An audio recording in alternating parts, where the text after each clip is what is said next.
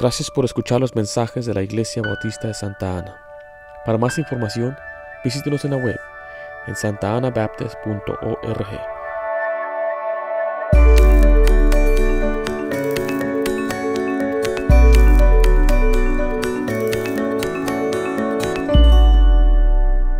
Leemos el versículo de nuevo, dice los distintivos bautistas, 1 Timoteo 3:15, para que citando sepas cómo debes conducirte en la casa de Dios, que es la iglesia del Dios viviente, dice ahí, columna y baluarte de la verdad.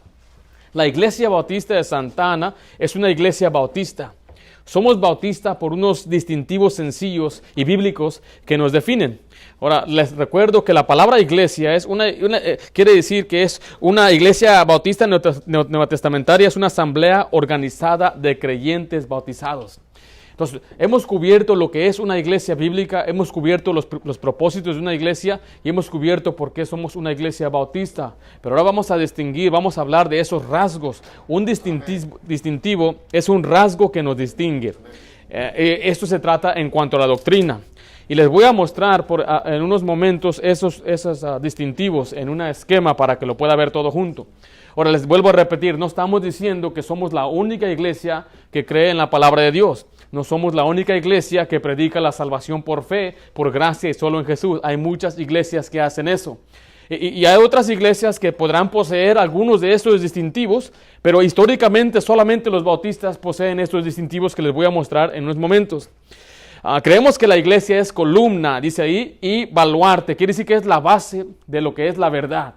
Y Dios le dio la responsabilidad a la iglesia de defender la fe, de contender por ella. Por eso también le dice ahí en 1 de Pedro 3:15, si ve ahí, sino santificar a Dios el Señor en vuestros corazones y estad siempre preparados para presentar, ¿qué dice ahí? Defensa con mansedumbre y reverencia ante todo el que os demande razón de la esperanza que hay en vosotros.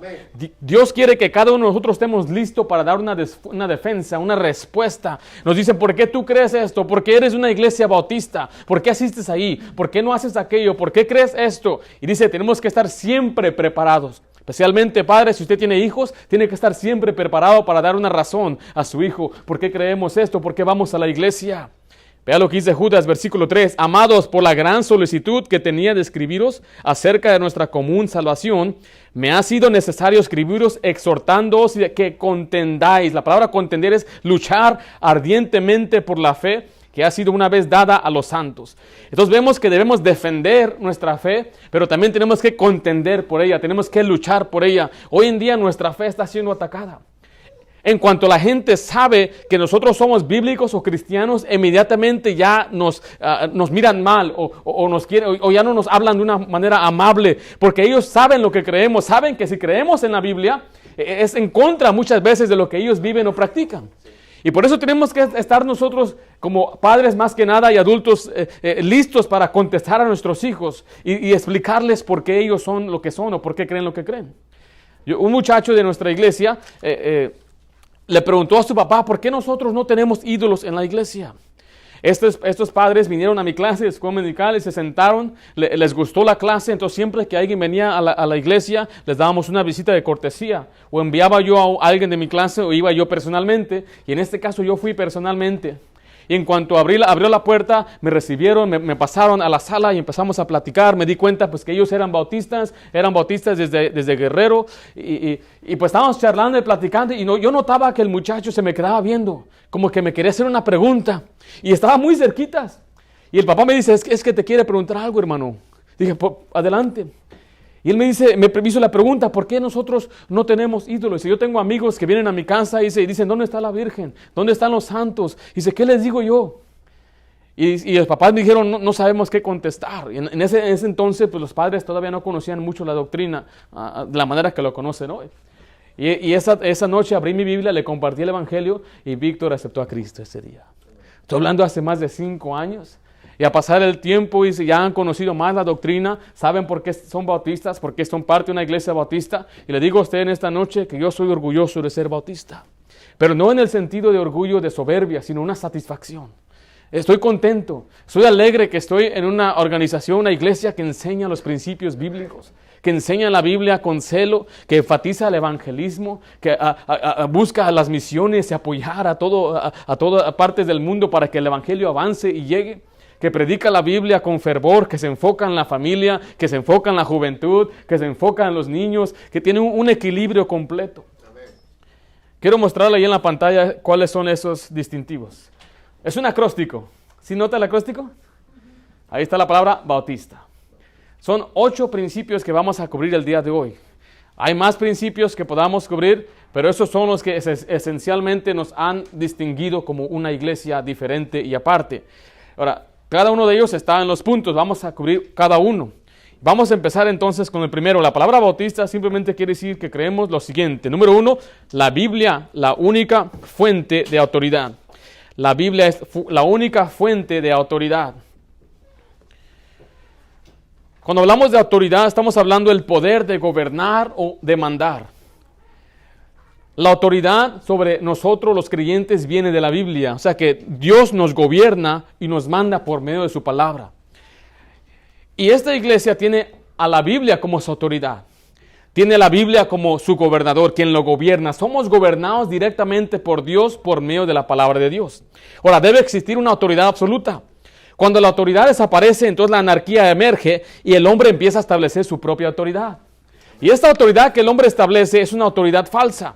Por ejemplo, existen las tradiciones de la iglesia, los dogmas de una iglesia que empieza a enseñar cosas que no están en la Biblia y dice, tienes que vivir así, tienes que creer así, tienes que practicar esto, pero no están en la Biblia. Son autoridades falsas.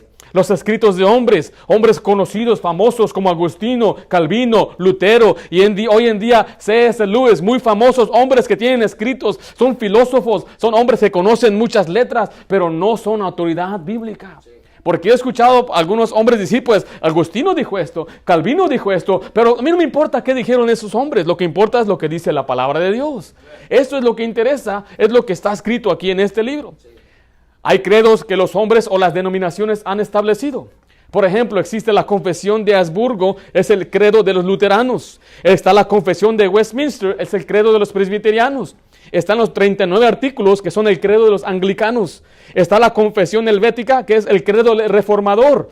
Y hay muchas denominaciones que tienen sus credos, sus autoridades, y dicen, pues así dice el credo de Westminster, o así dice el credo anglicano. ¿Y sabe qué? No importa lo que esos credos digan. Lo que importa es lo que dice Dios en su palabra.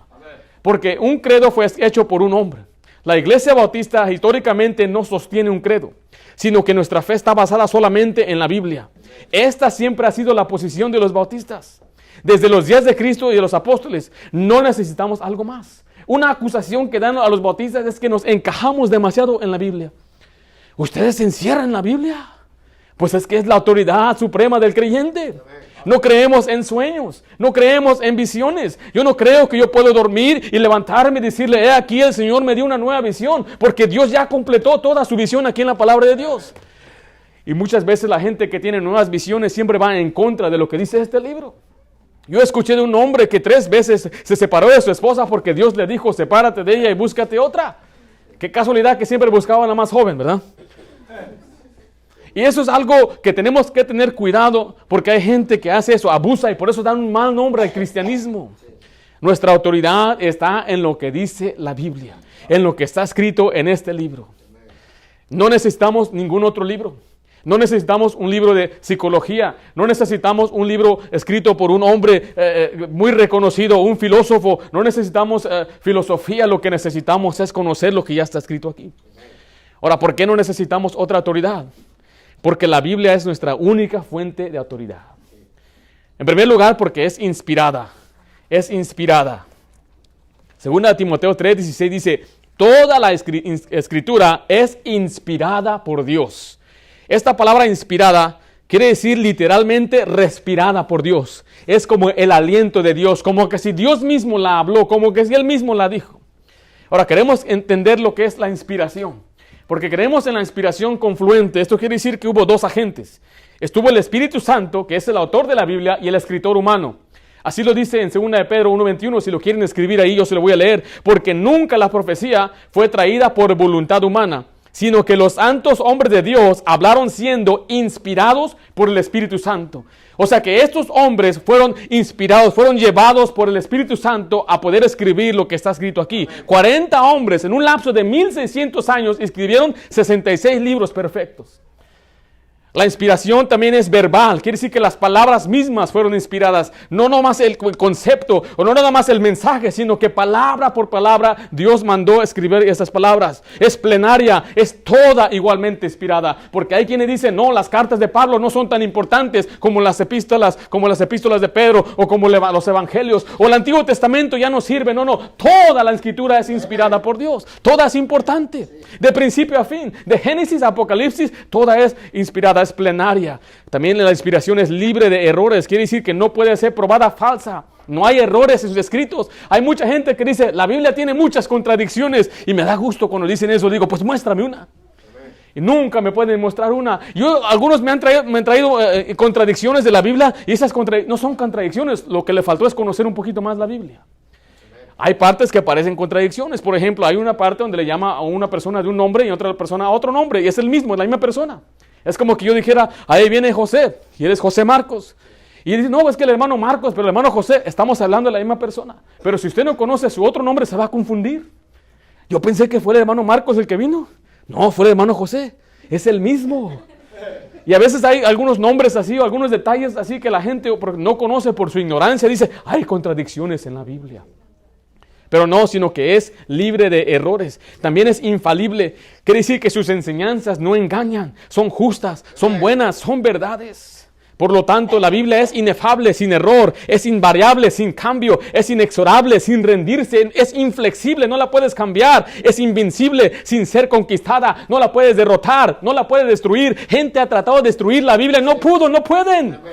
Es indefectible, sin fallos, es incomparable, es sin igual, es invaluable, no tiene precio.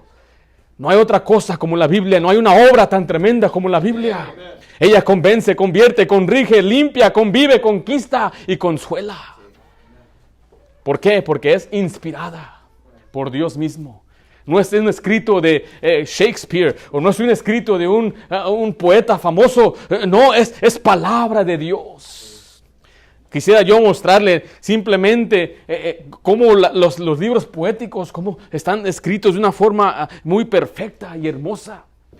Es una arte, en verdad, una arte maestra de lo cual la Biblia es, en la forma que la escribieron. Es inspirada por Dios. Siguiente es para nuestra fe. Es para nuestra fe. Es nuestra única autoridad para nuestra fe. Dice ahí 2 Timoteo 3:15. Dice, y desde la niñez has sabido las sagradas escrituras, las cuales te pueden hacer sabio para la salvación por la fe que es en Cristo Jesús. Es nuestra única autoridad en fe, en lo que creemos, en cuanto a la salvación. La Biblia es suficiente para demostrarnos el camino de la salvación. No necesitamos otro libro, no necesitamos otro evangelio de Jesucristo, no necesitamos una atalaya, no necesitamos otra revista, no necesitamos un escrito o una interpretación de otra persona. La Biblia sola nos explica lo que necesitamos saber de la salvación. También nos enseña la única cosa, nuestra autoridad en cuanto a la doctrina, es lo que nosotros creemos, nuestra enseñanza. Dice ahí 2 Timoteo 3:16, la segunda parte, dice, útil, ¿para qué dice ahí? Para enseñar. Esta es nuestra doctrina, nuestra enseñanza que se basa solo en la Biblia. No en filosofías, le vuelvo a repetir, no en psicología, no en sabiduría humana, no en una nueva revelación. Todo lo que nosotros creemos de nuestra fe está aquí. Lo que creemos de Dios está aquí. Lo que creemos de Cristo está aquí. Lo que creemos de la iglesia local está aquí. Lo que creemos de la vida eterna está aquí. Del infierno, del mundo espiritual, de los ángeles. Aquí está todo en este libro. No necesitamos algo más que esto. Por eso yo le digo a usted, tenga cuidado a veces en qué libros usted está leyendo, qué revistas usted levanta, o qué está mirando usted por medio de internet o la televisión. No todo aquel que se llama cristiano es cristiano. Porque ellos hay unas tremendas enseñanzas que, ay, qué bonito, dicen muchos. Ay, qué bonitas enseñanzas dio. Me ayudó, me alegró, me alentó, me habló a mi corazón. Pero detrás de esas enseñanzas detrás de ese discurso que dio hay unas enseñanzas, las cuales influyen sus discursos. Si una persona no cree que en la iglesia local, cuando él escriba un libro, no va a dar énfasis en la iglesia local, o va a criticar a la iglesia local, y va a decir la iglesia local ya no existe, existe la iglesia invisible, Jesucristo ya no quiere que vayas a la iglesia, y hay gente que enseña estas cosas, y son muy elocuentes, son muy buenos para la retórica, usan palabras persuasivas, y engañan a mucha gente. La Biblia dice que ellos son reprobos en cuanto a la fe. Por eso usted tiene que conocer su doctrina para que nadie lo engañe con palabras persuasivas. Qué bueno que usted viene a la iglesia y se lleva esta hoja para que usted pueda estudiar y pueda defendérselo. Pero usted debe saber esas cosas, estar siempre preparado para cuando alguien le haga una pregunta. Siguiente es para nuestra práctica. No solamente para nuestra fe, lo que creemos, especialmente en cuanto a la salvación. Espero que usted ha conocido a Cristo como su Salvador. Usted está seguro y sabe en quién ha creído. Y usted dice, yo sé que tengo vida eterna. No porque soy bueno, no porque la merezco, sino porque he creído en Jesucristo como mi único Salvador, que derramó su sangre por mí, fue sepultado y al tercer día resucitó con poder y gloria para darme una vida eterna. Si usted cree eso, usted tiene vida eterna. Pero ahora, lo que nos toca ahora es para nuestra práctica, nuestra manera de vivir. Dice ahí en 2 Timoteo 3, 16 al 17, dice, útil para enseñar, para redarguir, para corregir, para instruir en justicia, dice, a fin de que el hombre de Dios sea, ¿qué dice ahí? Perfecto, maduro, completo, enteramente preparado para toda buena obra. La Biblia dice que somos salvos por gracia, pero dice la Biblia también que Dios nos ha salvado para andar en buenas obras. La Biblia es la autoridad final en todo asunto de práctica, porque la Biblia es inspirada por Dios y es la única representación de la voluntad de Dios fiel hoy en día. O sea, en la Biblia conocemos la voluntad de Dios, qué es lo que Dios quiere que hagamos, qué es lo que Dios no quiere que hagamos. Entonces es la Biblia en la que nos debe guiar. No debe ser una persona, no debe ser una iglesia, sino usted sea guiado por lo que dice la palabra de Dios. Obviamente como pastor le voy a enseñar, le voy a predicar, le voy a instruir, pero al fin de cabo usted es el que tiene que tomar la decisión de obedecer a Dios. Y usted debe entender, así es como Dios quiere que yo viva. Y no diga, pues en la iglesia así dijeron, mi pastor no quiere que hagas, no, jamás diga esto, diga, así lo dice la Biblia, y usted no quiere obedecer, pues simplemente diga, pues yo no creo esas cosas, yo no quiero obedecer la Biblia. Porque jamás le voy a enseñar algo que no esté en la Biblia. Todas las enseñanzas deben estar basadas en un principio, un precepto, un mandato de la palabra de Dios. Si no está basado en un precepto, un principio, entonces se llama preferencia, es algo que preferimos nosotros. Yo prefiero el café, usted prefiere leche, no hay nada diferente, no hay pecado, es una preferencia. Pero cuando se trata de principios, se trata de obedecer o desobedecer. Por eso la Biblia es nuestra autoridad, no nada más en fe, en lo que creemos, sino también en cómo vivimos. ¿Por qué vives así? Porque así dice la Biblia. En cualquier cuestión moral, buscamos la respuesta en la palabra de Dios. En cuanto al homicidio, en cuanto al aborto, en cuanto al divorcio, en cuanto al matrimonio, en cuanto a la fornicación, en cuanto al adulterio, vamos a la Biblia. ¿Qué dice la Biblia? Yo he escuchado a alguna gente cuando va a un psicólogo o un psiquiatra y dicen, pues es que tengo deseos hacia aquel hombre y aquel hombre es casado. Y ellos le dicen, pues si tú lo sientes, hazlo. Si eso te va a hacer feliz, hazlo. Y son las enseñanzas que a veces el mundo da, pues tú hazlo, pues, ¿qué tiene de malo? A veces dicen, si mamá no se da cuenta, no le hace daño. Es una mentira blanca. Y no son las enseñanzas bíblicas que nos enseña la Biblia que Dios quiere que seamos honestos, sin doblez, que seamos rectos, justos, sed santo porque yo soy santo, absteneos de fornicación, absteneos de idolatría, y así enseña la palabra de Dios. Esa es la diferencia muchas veces en una iglesia como las nuestras, que enseñamos lo más feo del hombre. Sería bonito nada más venir y hablarles de qué tan bueno es Dios. Hoy les enseñé a mis hijas algo muy bonito, les enseñé que Dios contestó la oración de Ana. Y Dios escucha oración y qué bonito. Pero el día de ayer, el día de ayer les fue muy duro. Les recalqué lo que les enseñé el domingo aquí, que el padre a hijo que ama, castiga, azota, disciplina, castiga. Andaban bien callados, no decían nada. Pero es importante enseñar lo negativo tal como lo positivo. Animar tal como redarguir, como corregir, exhortar, levantarte los espíritus. Debe haber un equilibrio, no siempre usted venga necesitando una dosis de ánimo. Ay, estoy desanimado. Voy a la iglesia para animarme. Mejor vaya a Cristo para animarse.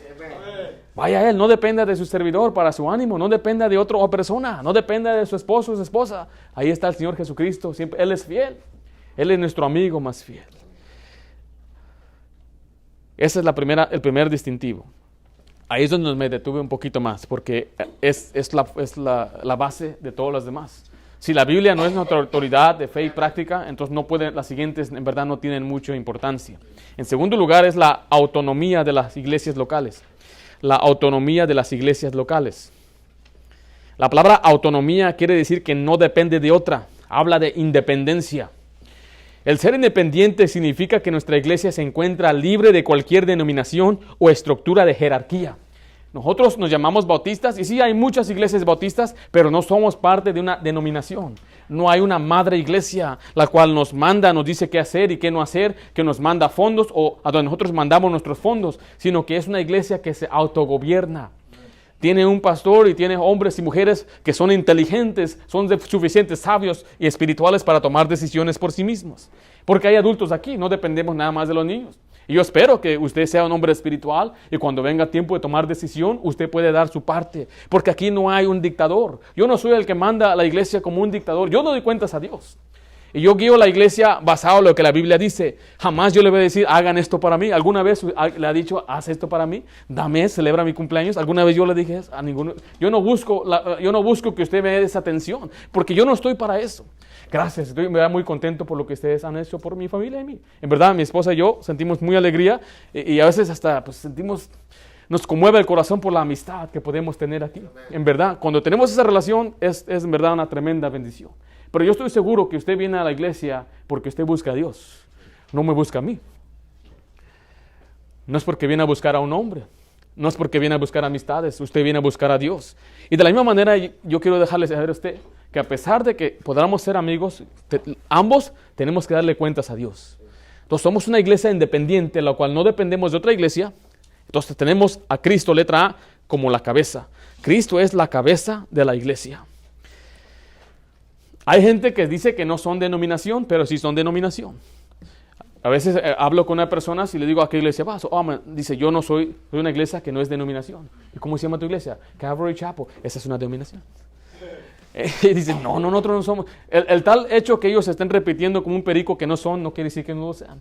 Porque tenemos que ver también su estructura. Por ejemplo, los bautistas del sur es una convención, es una denominación y son bautistas. Pero ellos no pueden predicar lo que se les da su gana. O sea, no pueden predicar lo que Dios les dice. No pueden predicar dependiendo de lo que Dios quiere. Ellos tienen que darle cuentas a otra gente, a otra persona, a otra cabeza. Pero mira lo que dice Colosenses 1:18. Y Él es la cabeza del cuerpo, que es la iglesia. ¿Quién es la cabeza? Cristo. ¿De qué es la cabeza? De la iglesia. Dice que es el principio, el primogénito de entre los muertos, para que en todo tenga la preeminencia, para que Cristo sea el primero y especialmente en la iglesia.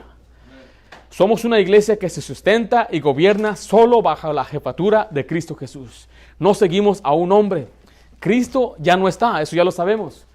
Alguien dice que cuando Cristo se fue, dejó a quién a cargo. ¿A quién? ¿A quién dice la gente? La iglesia tradicional dice que dejó a Pedro. Pero mire, letra B, el Espíritu Santo está en lugar de Cristo. El Espíritu Santo está en lugar de Cristo. Juan 14:16 dice, y yo rogaré al Padre y os daré otro consolador, para que esté con vosotros para siempre. El Espíritu de verdad, el cual el mundo no puede recibir, porque no le ve ni le conoce, pero vosotros le conocéis, porque mora con vosotros y estará en vosotros. Jesucristo dice, les voy a dar otro consolador. Pero vea lo que dice el capítulo 16, versículo 7 de Juan. Pero yo os digo la verdad, os conviene que yo me vaya, porque si no me fuere, el Consolador, que es el Espíritu, no vendré a vosotros, mas si me fuere, os lo enviaré. Entonces está diciendo Jesucristo, yo me voy a ir, pero cuando me vaya no los voy a dejar solos, sino que les voy a mandar al Espíritu Santo. Dice la Biblia que cuando Cristo ascendió, el Espíritu Santo vino a morar en ellos, pero de una forma permanente ya. Cuando usted cree en Cristo, usted recibe el Espíritu Santo. Y es por eso nosotros que somos guiados por el Espíritu Santo. Dice, y vosotros sois guiados por el Espíritu, dice la palabra de Dios. Dice, mis palabras son espíritus, nosotros somos guiados por lo que dice la palabra de Dios. El Espíritu Santo nos guía por medio de la Biblia. Nos muestra lo que debemos hacer, nos muestra su perfecta voluntad por la medio de la oración. Por eso dice la Biblia que no os embriaguéis con vino en lo cual hay disolución, más bien sed llenos del Espíritu Santo. Entonces, ¿quién es el que dirige nuestra iglesia? El Espíritu Santo. Jesucristo es la cabeza, pero el Espíritu Santo es el que la dirige. No creemos nosotros en un hombre que se llama el vicario de Dios o que está en lugar de Dios, porque ningún hombre puede tomar el lugar de Dios. Solamente el Espíritu Santo, quien es Dios mismo, es el que tomó el lugar de Jesucristo cuando se fue. Siguiente, letra C, su autoridad y su misión son la palabra de Dios y nada más. Su autoridad y su misión y su sumisión son la palabra de Dios y nada más.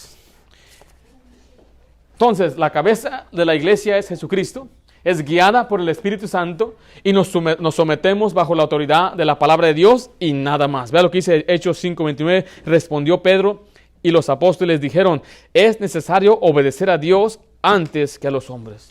Y a través de los siglos, la iglesia bautista ha peleado en contra de esos asuntos, porque había una iglesia del Estado, la cual decía: tú tienes que obedecernos a nosotros, tienes que dar tributo a nosotros, tienes que bautizar niños. Y ellos decían: jamás haremos lo que está en contra de las Escrituras. Entonces, ellos cuando llegaban el domingo a la iglesia encontraban las puertas cerradas. Había ahí un letrero que decía: es prohibido reunirse aquí. Y tenían muchas veces que pagar una fianza o tenían que ir a la cárcel porque se sostenían en los principios de la palabra de Dios.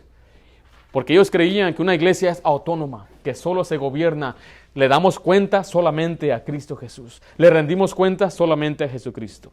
En el Nuevo Testamento nunca vemos una iglesia madre que dice a esta iglesia esa que haz esto o haz aquello. Siempre vemos iglesias locales, independientes, cada una responsable hacia Dios por medio de estudiar las Escrituras por sí mismas para discernir individualmente la voluntad de Dios.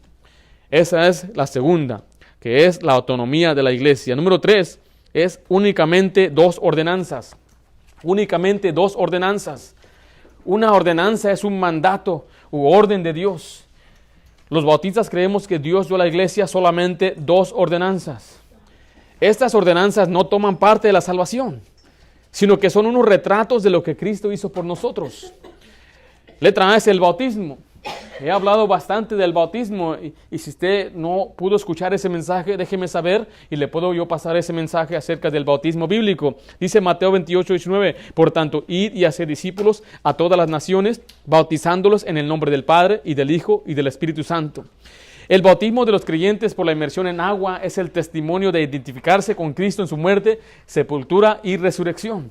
Entonces nosotros excluimos el bautismo de un infante que no sabe lo que hizo, excluimos el bautismo de una iglesia que tenía la doctrina equivocada o en cuanto a salvación o en cuanto a la Biblia o X, y solamente es después de ser salvo y después de dar un testimonio. El siguiente es la cena del Señor, la cena del Señor.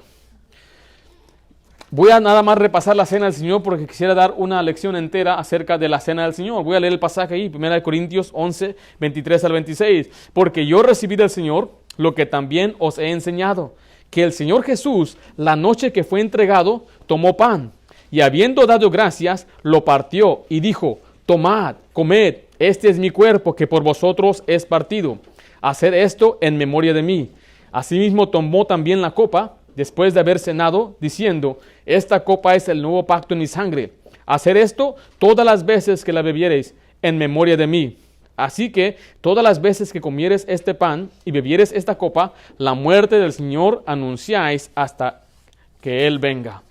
La cena del Señor o la comunión es una ceremonia conmemorativa de la muerte de Jesucristo por nuestros pecados, en la cual nosotros nos examinamos para limpiarnos de pecados y recordarnos. Porque la cena del Señor mira hacia atrás lo que Cristo hizo, mira al presente, es que tenemos que limpiarnos para ser santos para Él, y si mira hacia adelante y quiere que lo hagamos hasta el día que Él venga. Entonces, la cena del Señor no es para salvación, es solamente un retrato de lo que Cristo hizo para nosotros. Y no voy a entrar en más detalle en lo que es. Lo que sí creemos es que una persona tiene que guardarse, tiene que limpiarse y tiene que vivir en un estado santo ante Dios para poder participar de la cena del Señor. Número 4, todos los creyentes son sacerdotes. Todos los creyentes son sacerdotes. Dice Apocalipsis 1:6, y nos hizo reyes y sacerdotes para Dios, su Padre. A Él sea gloria e imperio por los siglos de los siglos. Amén. Dice la Biblia que Jesucristo nos ha hecho, no reyes, o sea, de la familia real de Dios, pero también nos ha hecho sacerdotes. Queremos entender lo que es un sacerdote. En el Antiguo Testamento, antes de que Cristo viniera, un sacerdote era uno designado como el agente mediador entre Dios y el hombre, por medio de ritos y sacrificios. O sea, para que un hombre pudiera venir a estar bien con Dios, iba a un sacerdote que era designado por Dios mismo de la tribu de Leví y traía su ofrenda o su sacrificio y lo sacrificaba ante Dios, y así es como Dios perdonaba sus pecados y expiaba, cubría los pecados de él. Pero dice la Biblia que cuando Cristo vino, Él cumplió toda la ley, Él mismo era el sacerdote. Cuando Él murió en la cruz y cuando dice la Biblia que se rompió el velo, que Él mismo nos dio libre acceso a nosotros hacia el Padre. Ya no más tenemos que ir ante un hombre para pedirle que nos ayude a perdonar nuestros pecados o para venir a dar ofrendas. Por eso dice letra C, Cristo abrió el camino de comunión entre nosotros y Dios. Cristo abrió el camino de comunión entre nosotros y Dios. Para que entiendan, mire, un profeta es una persona que habla al pueblo de parte de Dios. Un sacerdote es una persona que habla a Dios de parte del pueblo. Entonces, el sacerdote era el mediador entre lo que era Dios y el pueblo. Cada creyente hoy en día es un sacerdote delante de Dios y puede entrar a su presencia libremente porque nuestro sumo sacerdote Jesucristo abrió ese camino. Vea lo que dice Hebreos 4, 14 al 16. Por tanto, teniendo un gran sumo sacerdote que traspasó los cielos, Jesús, el Hijo de Dios, retengamos nuestra profesión. Porque no tenemos un sumo sacerdote que no pueda compadecerse de nuestras debilidades, sino uno que fue tentado en todo según nuestra semejanza, pero sin pecado. Y nota lo que dice el 16, acerquémonos pues confiadamente al trono de la gracia para alcanzar misericordia y hallar gracia para el oportuno socorro. No hay otro mediador entre Dios y los hombres aparte de Jesucristo. Y no hay una clase especial de sacerdotes, ¿verdad? Que yo soy un sacerdote o yo soy especial, ven a mí, confiesa tus pecados a mí. Para estar bien con Dios tienes que venir a través de mí. Dice, no, solamente hay un mediador entre Dios y los hombres. Así dice Timoteo 2:5, porque hay un solo Dios y un solo mediador entre Dios y los hombres. ¿Quién? Jesucristo, hombre. No hay ni un santo que nos pueda acercar a Dios. No hay ni una persona viva ni muerta. Jesucristo es el único mediador entre Dios y los hombres. Así que usted tiene directo acceso a Jesucristo, a Dios, por medio de Jesucristo. Por eso dice letra B, todos los creyentes tienen igual acceso a Dios. No tiene que ser un pastor usted para decir, pues Dios no me escucha, yo no soy pastor. No se crea esa mentira. El pastor, ni el maestro, ni hombre, ni mujer, no tenemos alguna especialidad ante Dios. No somos especiales de una forma que usted no puede hacer lo mismo. Usted puede ir a Dios ahorita mismo. Usted puede pedirle a Dios en esta noche. Todos tenemos libre acceso a Dios por medio de Jesucristo. De nuevo dice Hebreos 4:16, acerquémonos pues confiadamente al trono de gracia para alcanzar misericordia y hallar gracia para el oportuno socorro. Mire, hay quienes no pueden ir a oración, a orar a Dios porque dicen, pues no estoy bien, Dios no me va a escuchar. Y tiene razón, Dios no escucha a los hombres. Por eso vamos en el nombre de Cristo. Cuando usted ore, dígale, Señor, yo sé que no soy digno de estar en tu presencia, pero yo vengo en el nombre de Cristo, vengo en la autoridad de Cristo, vengo porque Cristo me ha lavado, vengo porque Él me da la autoridad de venir. Por eso, mire, no se preocupe si usted dice, pues hay algunos asuntos que no he arreglado, o no puedo cambiar, no puedo salir de este vicio. Vea lo que dice, acerquémonos, ¿qué dice ahí? Confiadamente, con confianza. Hay gente que es de la familia real el día de hoy.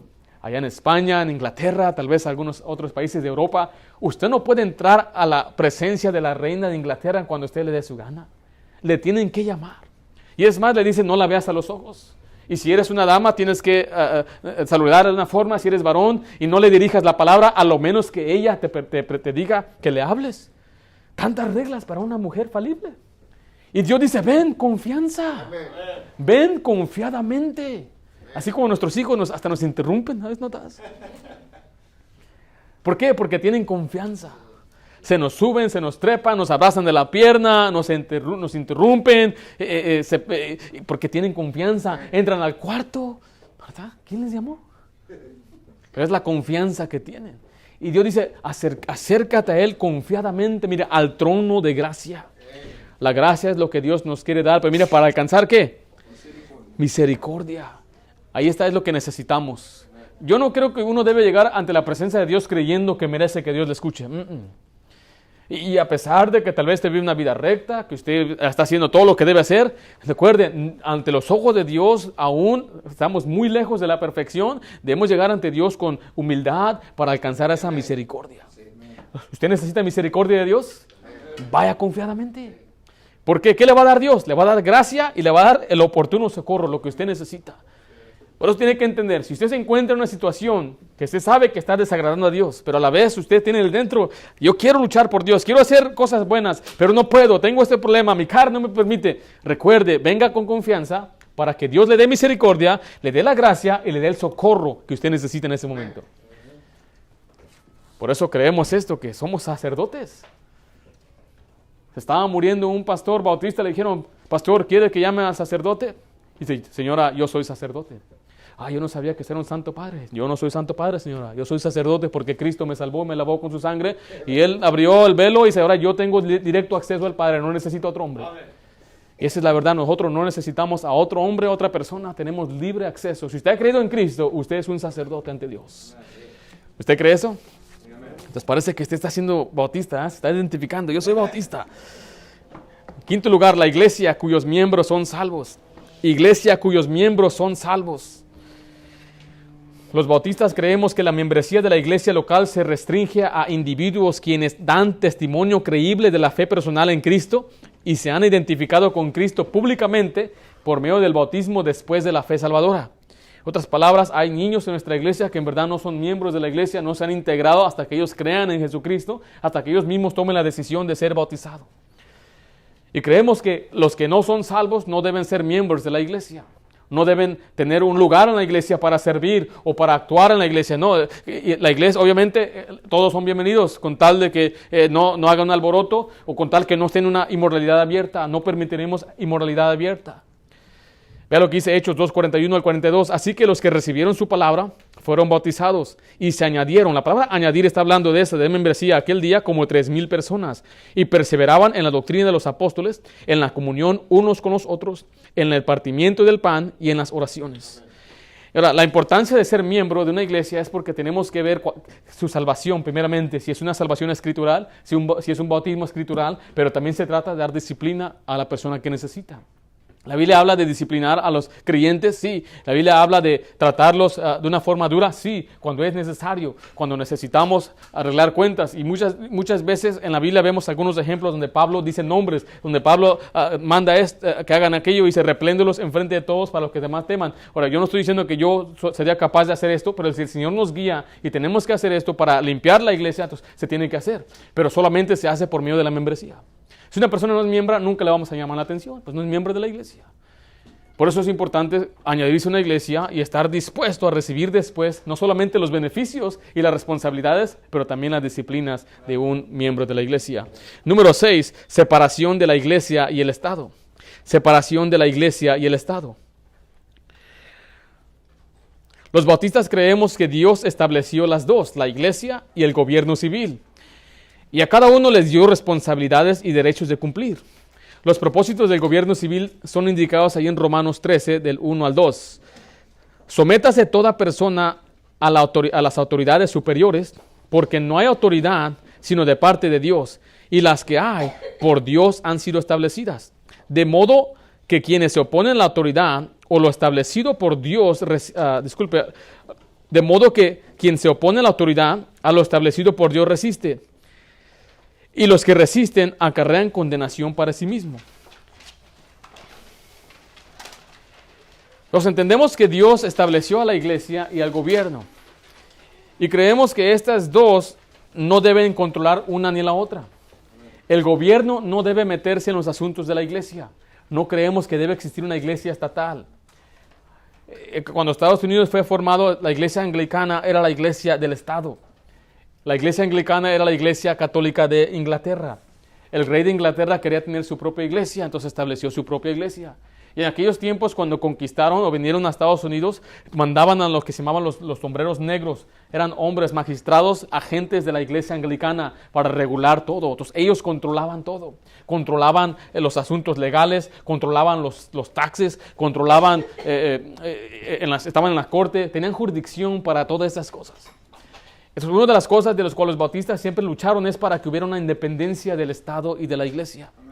O sea, nosotros creemos como bautistas que usted puede creer lo que usted quiera, con tal de que el gobierno no se meta en nuestras vidas.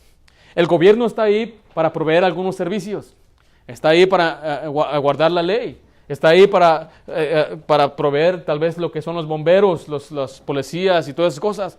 Pero el gobierno no debe estar ahí para controlar nuestra vida, ni para decirnos qué debemos creer y qué no debemos creer. Y hoy en día el gobierno está metiendo mucho en las escuelas públicas, enseñando, mire, aquí en California ya existe el tercer género. La gente puede ir y decir, pues yo soy, no sé, soy un duende. Ay, ponle ahí que es un duende. Mi hermano estuvo evangelizando, tocando puertas y me mandó una foto de un baño que decía que era neutro. Y tenía a un hombre, a una mujer y a un trans. Y el gobierno está empujando estas cosas. Ok, si es un negocio privado como Target, está bien. Ellos pueden hacer lo que quieran. Ya no voy a comprar a Target. Llevo años que no voy a Target ya. No voy a Starbucks tampoco, porque lo mismo, están promoviendo su agenda y están diciendo, pues tienes que aceptar a los sodomitas y esto y aquello, y hasta lo pusieron en sus vasos. Entonces, yo sé que a algunos ya les quebré su corazón con Starbucks. Y ellos es un negocio libre, ellos pueden hacer lo que quieran, pero ¿qué de las escuelas públicas? ¿Qué de los gobiernos? Cuando pasa usted por la corte civil de allá de Anaheim, ahí está la bandera de los sodomitas en un edificio público. Ese es un problema. Y nosotros creemos, mira, el sodomita viva como él le dé su regalada gana, Dios mismo lo va a castigar, ya se ha visto, la mayoría de ellos no viven más de 40 años, se están muriendo en su propio cuerpo con enfermedades y un montón de tonterías, suicidios, no hay nada gay de felicidad en ellos, Dios los está condenando a ellos, Dios mismo los ha castigado. Mire, para cada movimiento siempre han agarrado a un hombre o una persona como ejemplo. Para los morenos, ¿quién es el ejemplar del movimiento de los morenos? ¿Quién? Martin Luther King. ¿Para la raza? César Chávez. Mire, para cada uno siempre había uno, pero para los sodomitas, ni uno. En los años 70, San Francisco murieron más de 150,000 sodomitas de la enfermedad de SIDA. No hubo una persona que representara a los sodomitas porque se murió muy joven. Ahora, yo le digo otra vez, yo no estoy diciendo que nosotros tenemos que maltratarlos ni aventarles piedras, no estoy diciendo esas cosas. Lo que estoy diciendo es que el gobierno hoy en día se está metiendo en nuestra privacidad. Tengan cuidado con nuestros hijos. Nuestros hijos, según el gobierno, son hijos del Estado. Lo que son los child workers, o ¿cómo se llama? Child services, ellos pueden llegar a su casa y si usted los deja entrar a su casa, ahí se acabó todo. ¿Sabe? Si viene el child service a su casa y le dice, ¿qué pasó? Quiero entrar aquí, no sé qué. Pues les cierra la puerta. Es todo lo que tienen que hacer. En cuanto ellos entran, ya usted les dio jurisdicción. Cuando pasa una policía, por eso diciendo, yo no estoy en contra de la policía, pero sí hay a veces que hay abuso. Lo único que tiene que entender son sus derechos. La policía no puede entrar a su habitación o a su casa nada más porque le da su gana. Es más, los retenes a veces son ilegales. Y viene un policía a decir que está revisando las casas y hay pistolas. Pues échale ganas y cierra la puerta. Pero usted está siendo respetuoso. No, es que él no tiene derecho de meterse a mi casa. A lo menos que él tenga un permiso de la corte con mi domicilio y mi nombre. Entonces, ok, adelante, haz lo que tú quieras. O no sé por qué vienes, no vas a encontrar nada. Puros tratados vas a encontrar. No vas a encontrar droga, no vas a encontrar nada. Y dicen ellos, si no tienes nada que esconder, ¿por qué tienes miedo? Esa es la manera. Y yo a un policía le dije, mira, yo no tengo nada que esconder, pero no tienes que saber qué color son mi ropa interior. Es mi privacidad. ¿Para qué te voy a mostrar mi ropa interior si no tienes que verla? Mire, estas cosas que suceden en nuestro gobierno obviamente no es un gobierno liderado por Dios, no es un gobierno que teme a Dios, pero Dios nos manda que nos sujetemos todo en cuanto sea lo correcto. Porque veamos el pasaje que leímos otra vez, que dice Hechos 5:29, respondió Pedro y los apóstoles y dijeron, es necesario obedecer a Dios antes que a los hombres. En Canadá, por ejemplo, una persona que trabaja en el gobierno puede ir a la cárcel si le llama a una persona por el pronombre que no quiere que le den. Por ejemplo, el pronombre es él, ella. Y si veo uno que se ve como es hombre, yo sé que es hombre, pero tiene pelo largo y tiene maquillaje, no pueden quitar estas bolas, al menos que sea cirugía, porque así somos los hombres. ¿Sí vieron esas cosas aquí? ¿Sí, Richard? Las tienes tú, mira también. Y ves a un hombre y dices, oye, disculpe, caballero, ¿qué me llamaste? Caballero, ¿no sabes que yo soy dama? pero mira, hablas más fuerte que yo. Pero ese no es el pronombre que yo quiero que me des a mí. Mi pronombre es ella, o dama, o no me digas él. Entonces ellos pueden ir a corte, los llevan, los arrestan, porque lo insultó, no le dijo el pronombre que quiere. Si yo le digo a usted, yo tengo 6 años, usted tiene que creerme y seguirle el juego así como ellos quieren que le siga el juego de ellos. Tengo 6 años. Méteme al kinder. Hey, tengo 6 años. Es más, tengo 66. Dame seguro Social Security. Dame mi pensión. Ya tengo 66. ¿Vea que no puede uno cambiar su edad? ¿Cómo pueden cambiar entonces su género? ¿Tengo yo que seguirle el juego a ellos, el cuento? Ahora después, pues yo he jugado con mis hijas, me dicen, yo soy la mamá. Ok, tú eres la mamá. Vamos a seguir el juego a la niña. Viene un señor que tiene más de 40 y pico años, dice que yo soy una mujer y es más, soy una niña de 6 años. Y ahí está, vestida con un vestido como los de niños de 6 años. Y le dicen, oye, ¿tú manejas? Sí, yo sé que manejo y todo, dice, pero soy una niña de 6 años. Si el gobierno se empieza a meter en esa manera, no vamos a permitir que el gobierno nos domine y nos controle. No permita eso. Es necesario obedecer a Dios antes que a los hombres. Ahora, la iglesia tampoco debe meterse en los asuntos del gobierno. Estamos hablando como organización. No voy a decir, hermanos, vamos a votar por Trump. Hay que poner los letreros allá y vamos a hacer protestas. No. El pastor ni la iglesia debe estar involucrada colectivamente. Individualmente, si usted quiere votar, vaya. Yo creo que eso es correcto. Si usted quiere firmar una petición, vaya. Si usted va a estar en alboroto, eso no debe hacer. Vestido de negro y quemando que porque votaron y Hillary no fue presidente. No. Eso no es correcto. Ahora, yo soy ciudadano, yo no voté. Yo dije, o voy a votar para Jezabel Clinton o Nabucodonosor Trump. Entonces yo no sé cuál de los dos escoger. Dije, no, mejor no voto. Yo no quiero ser responsable después que yo voté por uno y otro. Yo me sorprendí en verdad que ganó Donald Trump. Pero ¿sabe qué? No importa. La verdad es que esta política no influye en nuestro estado. Cada estado tiene sus propias leyes. Usted ha notado que la Corte Suprema, uno puede ir a la Corte Suprema y pelear para restringir el aborto, pero después cada estado toma su propia decisión. Porque así es como funciona nuestro gobierno. Entonces, mientras nos están engañando con este asunto que Trump y Hillary están peleando, acá estos senadores de California, los de Congreso, ellos están haciendo leyes aquí y nosotros ni cuenta nos dimos. Porque cuando vas a votar, no nomás hay Trump y Hillary, no, hay como unas 50 más personas. ¿Por quién votar? ¿Quién será este? Y aquí no sabías que tú puchaste uno y estás a favor de los sodomitas. ¿Ni sabías? Vote yes on 187 y tú ni te diste cuenta. Lo que te importaba a ti era Trump nada más. Y ese es el engaño. Por eso, mejor ¿para qué votar? Señor, tú encárgate. Acabo California no tiene esperanzas. ¿Okay? La única esperanza que California tiene es que les prediquemos el evangelio. Entonces, ese era el número 8, separación de iglesia y el Estado. Está interesante este asunto, ¿no? Número 7, todos los creyentes tienen libertad de conciencia. Todos los creyentes tienen libertad de conciencia. Los bautistas creemos que cada persona, aunque creyente o inconverso, tiene la libertad de escoger lo que cree y practica. Entonces, mire, nosotros sabemos y creemos que Dios nos ha dado libre albedrío. Y si una persona dice, yo quiero creer en Islam, adelante, no lo vamos a parar. No vamos a interrumpirlo. Él quiere arrodillarse ante Alá 5 veces al día y él quiere cantar su música y hacer lo que él quiera. Él tiene ese derecho. Si una persona dice yo quiero adorar a Satanás, tiene derecho. Porque cada persona tiene esa libertad de adorar lo que quiera. Quiere adorar a algún insecto, quiere adorar a la vaca, quiere adorar al sol, adelante. Con tal después que no nos vengan a intervenir a nosotros, a quien adoramos nosotros. Nadie debe ser forzado a confesar o practicar cualquier doctrina o práctica religiosa en contra de su albedrío. O sea, usted no debe jamás ser forzado por su servidor o cualquier otra persona a ser un cristiano, a vivir de una manera santa, a ser bautista. Usted debe escogerlo por su propia decisión. Amén.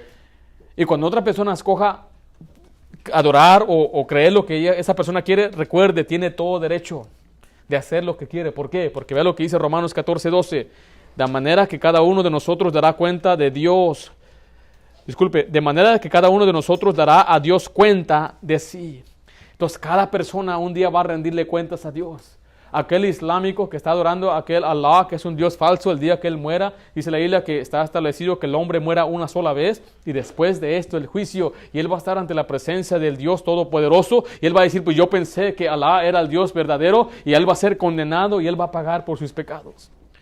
Si una persona se le dio el evangelio y lo rechazó, dijo yo no quiero nada con el cristianismo, yo no quiero nada con la iglesia bautista, tiene todo derecho. Si usted dice yo no quiero estar en esta iglesia, usted, aquí no lo tenemos a fuerzas. Porque hay iglesias que le dicen no te puedes ir de esta iglesia. Si te vas de esta iglesia te va una maldición. Ahora yo quiero que usted esté en esta iglesia, yo quiero que usted crezca en esta iglesia, usted nos amemos unos a otros y crezcamos y avancemos la obra de Dios, pero nadie está aquí forzado. Y si usted se va me va a doler, voy a llorar por usted, voy a estar triste, porque usted es libre de decidir por usted mismo. Ve lo que dice Romanos 14:5. Uno hace diferencia entre día y día, otro juzga iguales todos los días. Cada uno esté plenamente convencido. ¿Qué dice ahí? En su propia mente. Cada uno debe estar convencido personalmente. La Biblia dice en Juan 8:32, la verdad os hará libres, no está ahí. Y en Gálatas 5:13, no uséis la libertad como ocasión para la carne. Entonces, aún después de ser salvo, aunque sea esta parte de una iglesia bautista, usted todavía tiene libre albedrío de vivir como usted le dé su gana. Yo no voy a andar tras de usted y diciéndole, eso está incorrecto, el púlpito le puede hablar. Si usted se une a ser un líder en la iglesia, entonces ahí sí le voy a rendir algunas cuentas, pero al fin de cabo yo no controlo su vida, no controlo lo que usted hace en su casa, usted le va a dar cuentas a Dios. Amén. No quiero darle cuentas por usted, no hombre, si yo apenas puedo con la mía, con mi vida y con mi esposa y mis hijas, yo ¿cómo voy a andar metiéndome en la vida de otra persona? ¿Para qué? Mejor me voy a morir, a arrancar el pelo nada más, no, mejor cada quien decide por sí mismo. Y lo vamos a esperar a usted hasta que usted decida por sí mismo que usted va a obedecer. Lo vamos a esperar con paciencia hasta que usted diga, pues todavía no estoy listo para esto. Está bien, tiene libre albedrío. Pero recuerde, le va a dar cuentas usted a Dios. Todos los creyentes tienen libertad de conciencia. Número 8, y el último, acepta solamente 2 oficios. Acepta solamente 2 oficios. Los bautistas creemos que Dios estableció solamente 2 oficios en la iglesia local, lo que es el pastor y el diácono. Los términos pastor, anciano, obispo, supervisor o administrador, todo refiere al mismo oficio del pastor. Los 2 oficios de pastor y diáconos existen dentro de una iglesia local particular y no son parte de una estructura que viene de afuera de la iglesia local. En otras palabras, los diáconos tienen que ser de aquí mismo.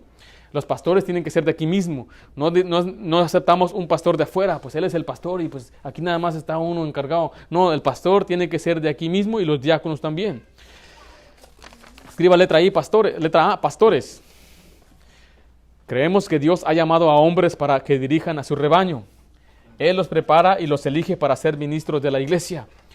Nuestra iglesia ha orado, está orando, la iglesia bautista de Anaheim ha orado por años, por más de 12 años orando para un día establecer una iglesia y hubo una persona que Dios preparó, su servidor. Yo he orado por Santa Ana por yo creo más de 14 años, que un día yo quería venir y plantar una iglesia aquí en Santa Ana. Oramos, hubo un grupo de hombres que decidieron si yo podía ser considerado como un candidato para venir a pastorear o para empezar una iglesia y decidieron que si era un buen candidato. Todo se hizo por medio de oración y entonces hubo una ordenación donde ellos oraron por mí y impusieron sus manos simbólicamente dando la aprobación de una iglesia local que ha sido establecida y también poniendo su fe en su servidor para que viniera a plantar una iglesia. Revisaron mi fe, revisaron mi práctica, vieron mi conducta, observaron mi familia, vieron si no tenía deudas, vieron si yo era fiel dador a la iglesia. Todas esas cosas le revisaron, si era ejemplar, porque tenía yo el que planta una iglesia tiene requerimientos muy altos. Y usted los puede encontrar en Tito capítulo 1 y primera de Timoteo capítulo 3. Dice, el que anhela obispado, buena obra desea. Es un buen deseo, pero es necesario y Eso lo digo porque no cualquiera puede ir a empezar una iglesia. Ya me enojé con mi pastor, vamos a empezar una iglesia, vamos. Y se van 3, 4, 5 familias o 6 personas y ahí van a empezar su iglesia o dar un estudio entre semana en un apartamento donde hay una pool house o no sé qué tontería. Eso es absurdo, eso no se hace. A mí me da mucho celo cuando escucho de una nueva iglesia y quién los envió. No, es que se separaron de la otra iglesia, no estaban bien, no les gustó. Esas cosas no se hacen. Es muy peligroso hacer eso ante Dios. Por eso después Dios no bendice. Y la gente se esfuerza, se esmera y trabaja duro y no progresa. La gente no crece, Dios no bendice, el pastor se anda estresando. hasta después tienen problemas familiares. ¿Y sabe por qué? Porque es necesario que el obispo sea irreprensible, dice Tito 1:7, como administrador de Dios, no soberbio, no iracundo, no dado al vino, no pendenciero, no codicioso de ganancias deshonestas. Nosotros estamos orando ya para plantar una iglesia de entre unos 3, 4, 5 años, y ese hombre tiene que salir de esta congregación y va a tener que calificar y tener todos estos requerimientos para que después no caiga en lazo de Satanás, para que después no cause problemas, sino para que Dios bendiga y prospere la obra y siga avanzando el evangelio. Dios estableció pastores con reglamentos muy altos. El pastor no es perfecto de ninguna manera. El pastor se equivoca, el pastor se enoja, el pastor tiene sus debilidades. Todos los hombres tienen debilidades, yo no sé cuál es la suya. No lo voy a confesar mis pecados en este momento. Pero todos tenemos debilidades, por eso tenemos que orar por nuestros pastores, tenemos que orar para que Dios les guíe. Ve lo que dice Hebreos 13:17, obedeced a vuestros pastores y sujetad a ellos. Esto no está hablando de una obediencia ciega, porque vea lo que dice la siguiente parte, porque ellos velan por vuestras almas, como quienes han de dar cuenta, para que lo hagan con alegría y no quejándose, porque esto no es provechoso. Una observación que yo he visto es que hoy en día muchos pastores se quejan de su trabajo, que es muy difícil, que la gente es muy mal agradecida, y que no se puede, y que las cosas van mal, y que es bien difícil ser pastor, bien difícil ser cristiano. Pero en verdad es que el ser un cristiano es lo más importante. Para mí la vida cristiana es muy sencilla. Ahora no digo que es fácil, pero es sencilla. ¿En qué forma? Si usted ama a Dios, si usted aprende a amar a Dios, dice, mis mandamientos no son gravosos. Si usted aprende a amar a Dios, usted puede vivir para Él y no le va a hacer nada de pesado ser un cristiano. Y usted va a decir, dice Jesucristo, mi yugo es fácil.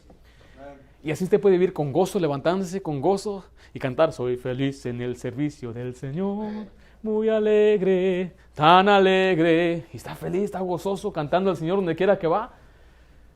Y hasta se inventa algunos himnos usted. ¿Ustedes quisieran un pastor alegre o uno que se ande quejando? Hermanos, me va de la patada. Hermanos, esto y aquello. Ay, hermanos, ay. No, ¿verdad que no? Aunque me vaya de la patada, ¿para qué le voy a decir a usted? No, ¿sabe por qué no le voy a decir a usted? Porque tengo que ser ejemplo, tengo que ir a Dios primero. Y si algún día tengo una necesidad, pero tremenda necesidad, primero voy a ir con mi hermano Jorge. No, hemos aprendido a confiar en Dios. El Señor nos ha proveído, el Señor nos ha dado más de lo que nos imaginamos y por eso se lo transmito a usted. El gozo, sea feliz, sea gozoso, Dios se encarga. Hemos tenido tragedias, hemos tenido pérdidas, pero no hemos sido derrotados. Tenemos todavía mucha tierra por delante. Yo no sé en qué situación se está encontrando usted, pero tenga esperanza que Dios sabe, Él lo conoce, Él lo puede ayudar. Dice, Él extiende su mano, usted solamente confíe en Dios. Y el pastor está ahí para predicar, para cuidar de la grey. No es para enseñorearse. Yo no soy señor de usted. Yo no le voy a decir usted haga esto, aquello. Usted viva de esta manera. De ninguna manera le voy a predicar el evangelio, el consejo de Dios. Y le voy a amar. Y le voy a decir así dice la Biblia. Es decisión suya obedecer. Y cuando usted desobedezca le vaya mal, ahí voy a estar para ayudarle también. Cuando esté ahí en el hospital porque desobedeció a aquella muchacha y se embarazó, ahí voy a estar orando por ese nuevo bebé. Porque es el trabajo de un pastor. Es trabajar, enseñar, predicar, advertir y aun cuando no obedecen es hora ayudar, levantar. ¿Por qué? Porque velamos por sus almas. De eso se trata el ministerio. El ministerio del ser pastor es dolor de corazón tras dolor de corazón. Conforme la iglesia crece, más problemas hay. Y conforme más problemas hay, entonces necesita el pastor más ayuda. Por eso después siguen adelante, letra B, los diáconos. Los diáconos. El diácono simplemente es un servidor, alguien que ayuda al pastor. Y no habla en asuntos espirituales, habla en asuntos domésticos. Habla en asuntos de limpiar las mesas, de poner las sillas, de levantar ofrenda, de limpiar, de cuidar. El diácono no está sobre el pastor en autoridad, sino lo opuesto. Los diáconos son los siervos bajo la dirección del pastor. Vean Hechos 6, 3 al 4, vemos la primera vez que necesitaron hombres.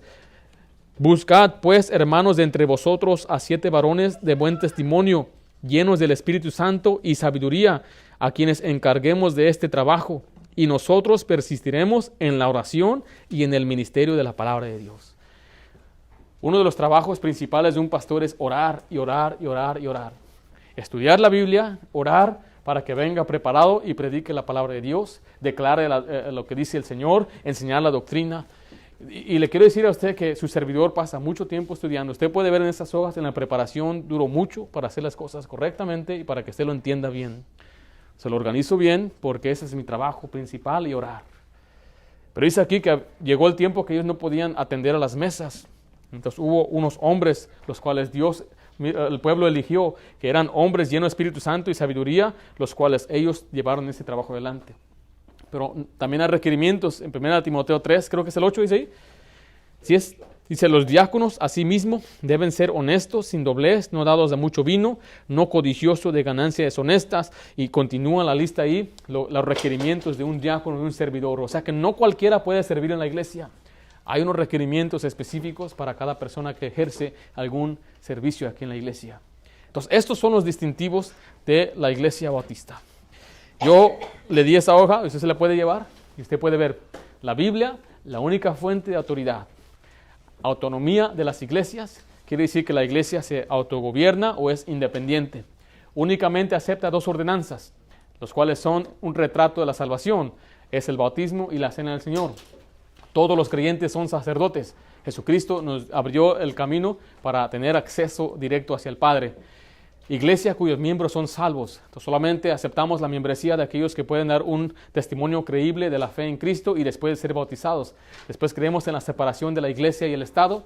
El Estado no debe meterse en la iglesia y la iglesia colectivamente no debe influir el gobierno. Y siguiente, todo creyente tiene libertad del alma.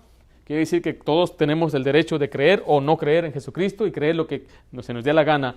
Y finalmente acepta solamente 2 oficios, el pastor y los diáconos. Vamos a orar en este momento.